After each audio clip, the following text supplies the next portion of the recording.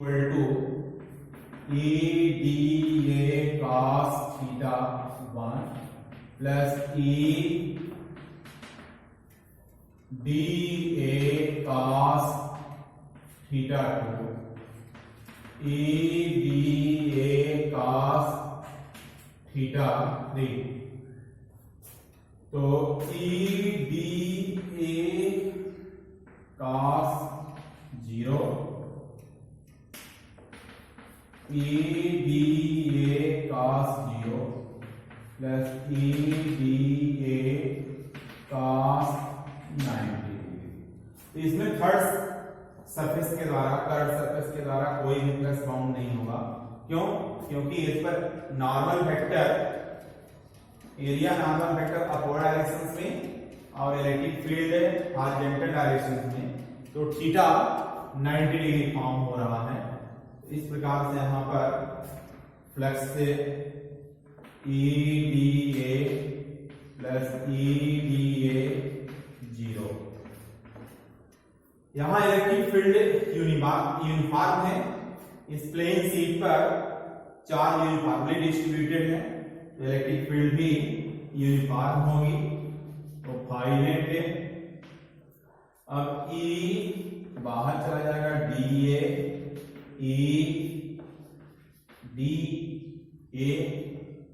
तो 2 ई डी ए हो जाएगा और D A integral D A equal to A sin से, तो phi net is equal to 2 E into A.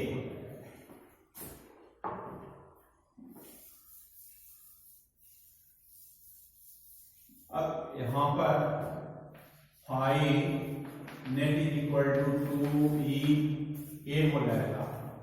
अब phi net according to the Gauss law Q net is equal to phi net is equal to Q inside upon epsilon 0। इस Gaussian surface के द्वारा कितना charge enclose हो रहा है उसको निकालेंगे। तो यूनिट सरफेस एरिया पर चार्ज हमको मालूम है सिग्मा है, तो ये सरफेस एरिया पर जो चार्ज होगा वो sigma into A upon epsilon 0 that is 2EA। यहां से ए कट जाएगा, implies that E is equal to sigma upon 2 epsilon 0।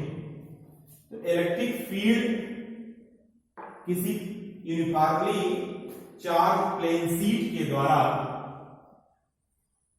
उसके सराउंडिंग रीजन में electric field E equal to sigma upon 2 epsilon 0 निकल के आया।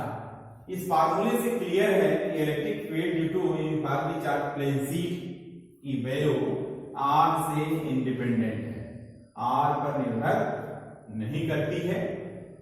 तो इसको ध्यान में रखना है। इस पर आधारित एक सवाल आता है, मैं सवाल बता दे रहा हूं, बार बार अक्सर आता रहता है। तो प्लेन शीट के द्वारा आइदर साइड में लेफ्ट और राइट में किसी बिंदु पर जो इलेक्ट्रिक फील्ड की जो वैल्यू आती है वो R से इंडिपेंडेंट होती है, यानी पॉइंट ऑफ ऑब्जर्वेशन से इंडिपेंडेंट होती है। चाहे नजदीक पॉइंट ऑफ ऑब्जर्वेशन हो प्लेन शीट से या चाहे दूर हो, ए की वैल्यू सेम होगी, यूनिफॉर्म होगी। अब इसी कंसेप्ट पर आधारित क्वेश्चंस बार बार आता रहता है। अब सपोज कर लीजिए कि दो प्लेन शीट है uniformly, this is plane sheet 1, ये पॉजिटिवली चार्ज है,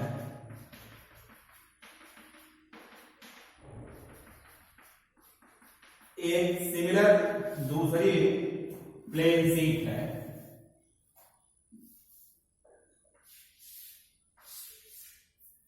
नेगेटिवली चार्ज है।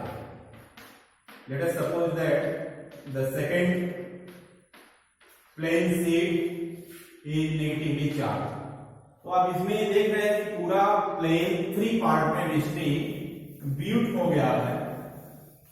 3 part first, part second and part third.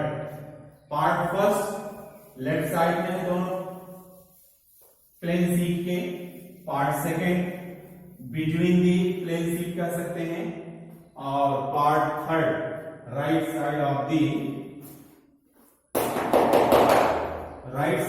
The both sheet. तो अब यहां पर पूछता है कि पहले रीजन में, सेकंड रीजन में यानी बीच में, थर्ड रीजन में या थर्ड पार्ट में, अगर यहां मैं नेमिंग कर दूं ए बी सी पॉइंट्स पर इलेक्ट्रिक फील्ड कितनी होगी, या what will be the value of electric field at A B C. इसको सोचिए। अभी जो प्लेन शीट के लिए फार्मूला निकाला गया वो आर से इंडिपेंडेंट है। ये पॉजिटिव प्लेट है, सपोज करिए इसके द्वारा इलेक्ट्रिक फील्ड E1 बाहर के द्वारा, नेगेटिव चार्ज के द्वारा ए पर अंदर की तरफ अट्रैक्ट करेगी। E1 है, E2 की वैल्यू सेम होगी सिग्मा अपॉन 2 एप्सिलॉन 0। तो equal and opposite two fields एक बिंदु पर कार्य कर रही हैं, तो न्यूट्रलाइज हो जाएंगी, कैंसिल हो जाएंगी, आने E at A equal to 0। यहां बी पॉइंट्स पर देखिए, इससे दूर के तरफ रिपेल होगा, बाहर होगा E1, और सेम इसी पर जो E2 भी होगा वो भी सिमिलर डायरेक्शन में होगा। तो बीच में A B equal to E1 plus E2 similar direction में है, sigma upon 2 epsilon 0, sigma upon 2 epsilon 0 that is sigma upon epsilon 0 होगा। यानी दो यूनिफॉर्मली अपोजिट टाइप के चार्ज प्लेन शीट के बीच में electric field sigma upon epsilon 0 होता है। और तीसरे बिंदु सी पर सबसे बाहर देख लिया जाए, तो पहले शीट के द्वारा बाहर के तरफ आउटवर्ड डायरेक्शन में, दूसरे यानी नेगेटिवली प्लेन शीट के द्वारा इलेक्ट्रिक फील्ड होगा अंदर के तरफ E2। ये दोनों बराबर है, EC equal to E1 minus E2 sigma upon 2 epsilon 0 minus sigma upon 2 epsilon 0 that is 0। तो ये 3 मार्क्स में क्वेश्चन आता है, कंसेप्चुअल है, कंसेप्ट पे आधारित है, तो इसको ध्यान में रखें, अंडरस्टैंड कर लें। ये 3 मार्क्स में क्वेश्चन आता है। तो अब इस तरीके से हम लोगों ने प्लेन शीट के द्वारा फार्मूला डिराइव कर लिया। अब electric field due to uniformly charged sphere, thin sphere के द्वारा निकालना सीखेंगे। चलिए उसको मैं करा देता हूं। Electric field due to uniformly charge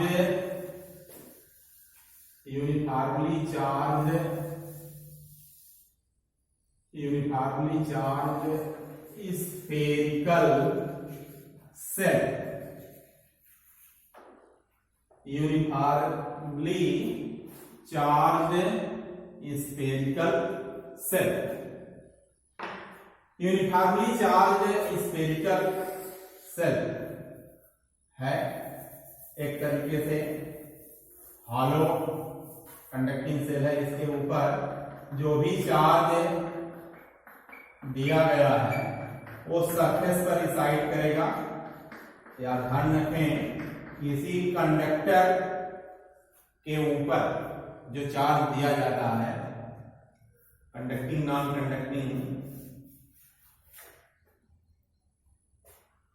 conductor के ऊपर जो चार्ज दिया जाता है उसके सरफेस के ऊपर रिसाइड किया जाता है, चाहे वो सॉलिड कंडक्टर हो या हॉलो कंडक्टर हो। हॉलो में तो क्लियर है, खाली है तो सरफेस पर होगा। लेकिन सॉलिड के भी केस में कंडक्टर में अगर स्फेरिकल है या कंडक्टर है तो दिया हुआ चार्ज उसके सरफेस पर रिसाइड करता है।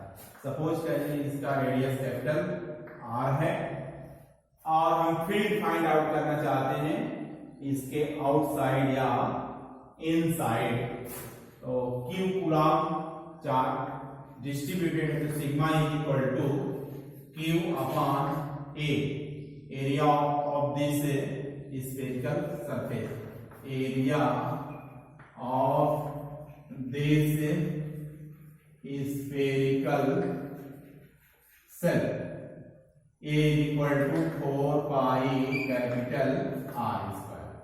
अब हम तीन सिचुएशंस लेंगे इसमें, इनसाइड एट इनसाइड पॉइंट, दूसरा on the surface of this spherical shell, तीसरा outside of the cell, outside of the cell। यहाँ इनसाइड में small r is less than capital R, small r is equal to capital R, small r is equal to greater than capital R। अंदर कोई बिंदु लेंगे तो small r capital R से lesser हो जाएगा, सरफेस पर लेंगे small r is equal to capital R हो जाएगा। बाहर कोई पॉइंट लेते हैं तो small r is equal to capital R हो जाएगा। चलिए बाहर, सबसे पहले बाहर पॉइंट हम सेलेक्ट करते हैं, स्मॉल r डिस्टेंस अवे, कोई पॉइंट P है इसके बाहर, तो उससे होकर के कोई एक गॉसियन सरफेस कंस्ट्रक्ट करेंगे। इस तरीके से एक गॉसियन सरफेस बनाया गया है, इस पॉइंट ऑफ ऑब्जर्वेशन से होकर के पास हो रहा है।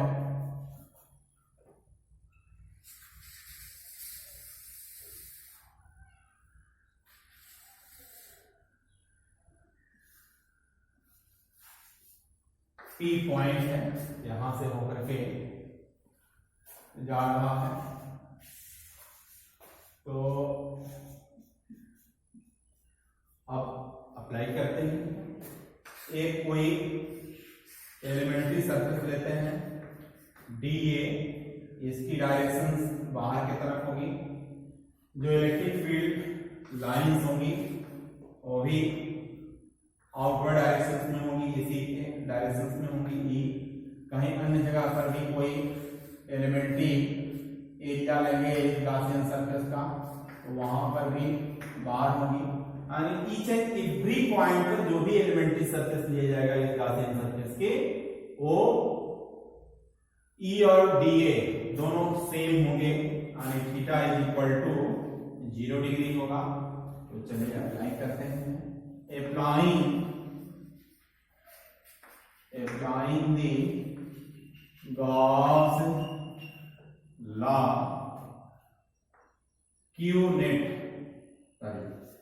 Phi net is equal to E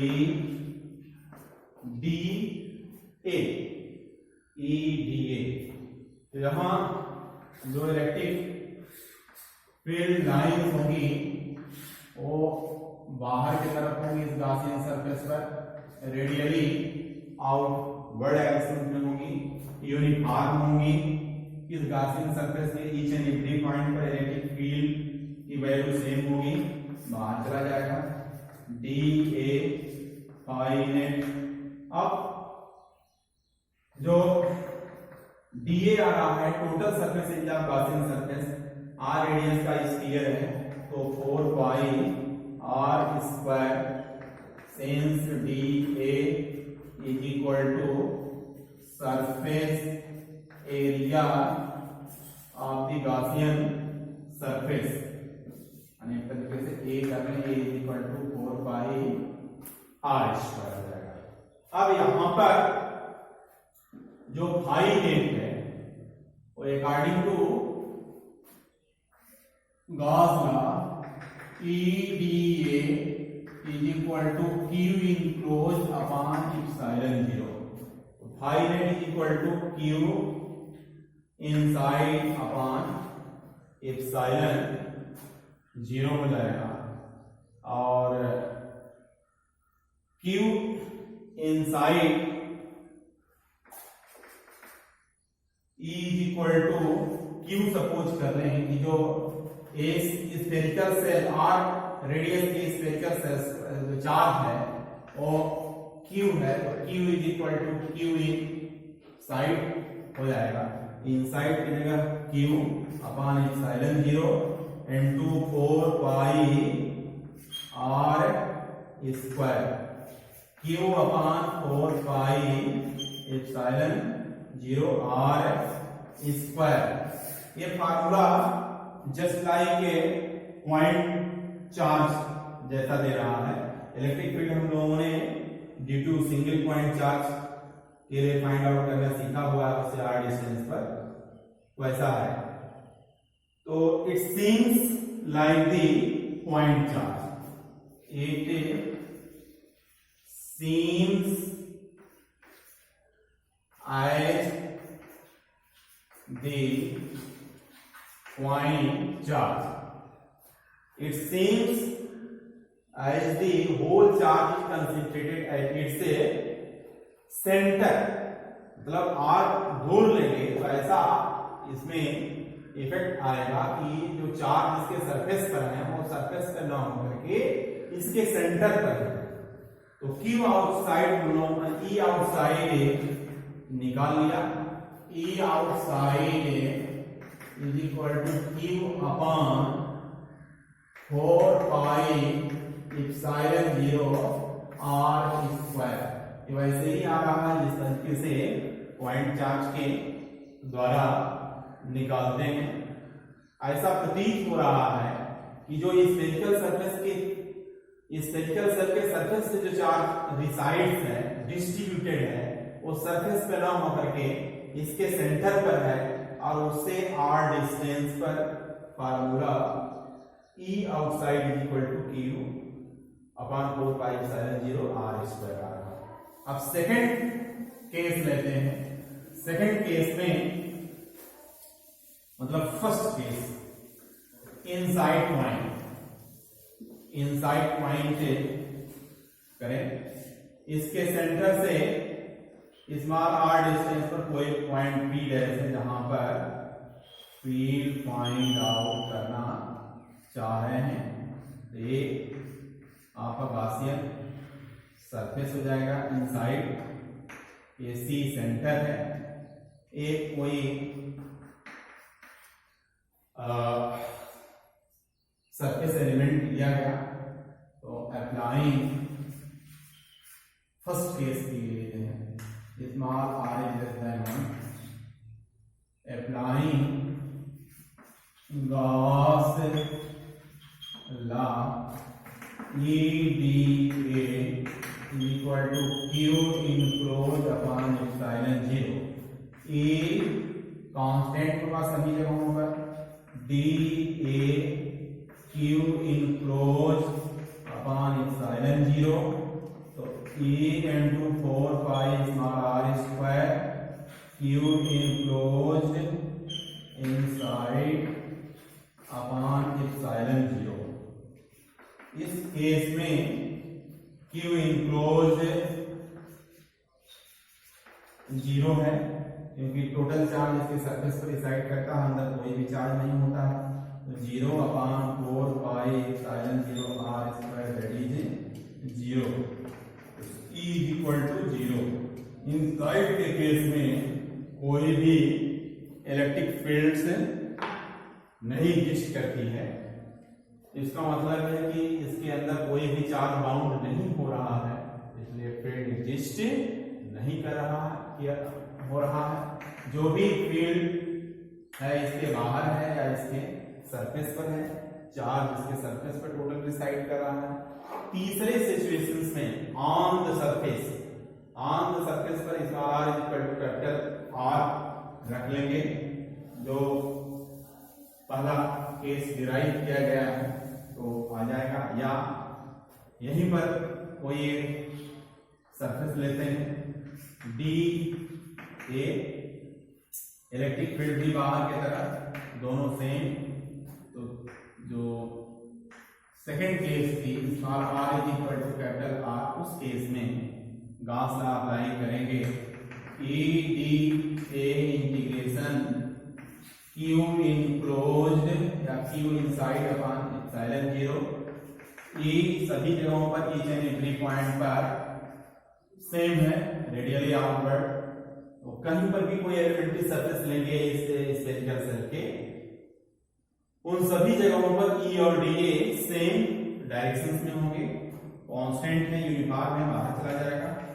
dA Q inside upon epsilon 0, तो E A हो जाएगा Q inside upon epsilon 0, A integral dA total surface area of the spherical shell A and which is equal to 4 pi r square E into 4 pi r square, Q enclosed, Q suppose कर लें epsilon 0, E is equal to Q upon 4 pi epsilon 0 capital R square, capital R square हो जाएगा।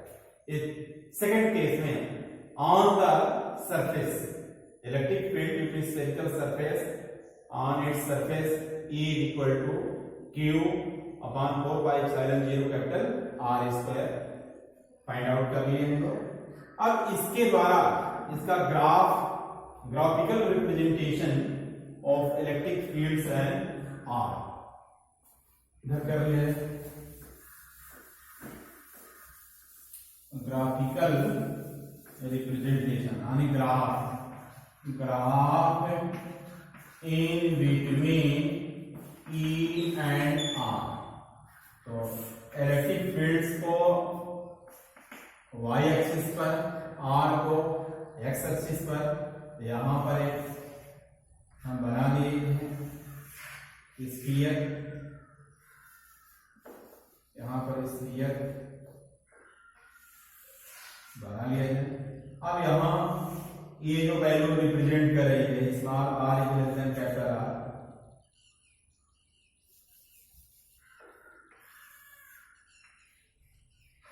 This is the sphere, इसकी radius capital R है।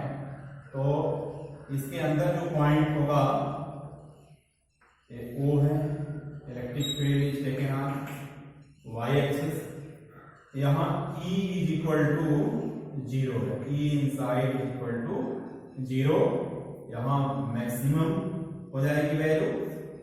और फिर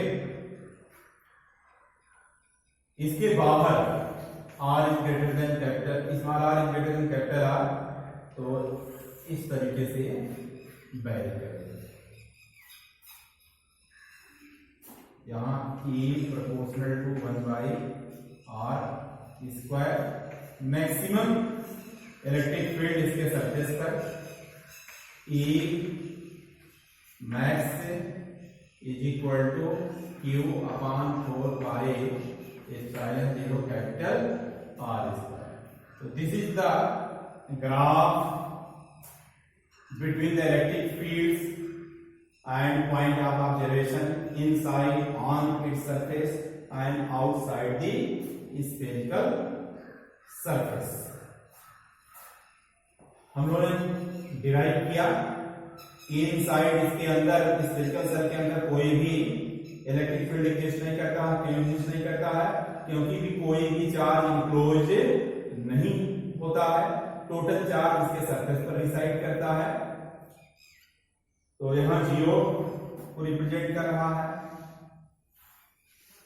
अब इसके सरफेस पर मैक्सिमम इलेक्ट्रिक फील्ड हो गई जो कि इतना है ई मैक्स। अब फिर जैसे इसके बाहर जाते हैं तो बाहर जाने पर क्या है, चार्ज कांस्टेंट कंटेन हो रहा है। अब डिस्टेंस तेजी के साथ घट रही है, तो जब डिस्टेंस तेजी के साथ घटेगी जैसे जैसे दूर जाएंगे तो इलेक्ट्रिक फील्ड भी आर स्क्वायर के इनवर्सली डिक्रीज होगी। इस प्रकार से हम लोगों ने गॉस लॉ को सीख लिया कि किस तरीके से इसको अप्लाई किया जाता है। गॉस लॉ का applications on uniformly charge infinite length wire, uniformly charge plane sheet, uniformly charge spherical shell के द्वारा inside on its surface outside points पर फील्ड निकालने के लिए डिराइव किया गया। इस तीनों में से निश्चित रूप से बोर्ड एग्जाम में एक प्रश्न 3 मार्क्स में आता है। जो इसके पहले मैंने क्वेश्चन बताया था, 2 प्लेनर शीट अनइक्वल टाइप के चार्ज हैं, एक पॉजिटिवली एक नेगेटिवली यूनिफॉर्मली चार्ज, उसके द्वारा भी वो सवाल बार बार आता है। आप लोग ट्राई करिएगा और कहीं कोई दिक्कत आपको बताइए।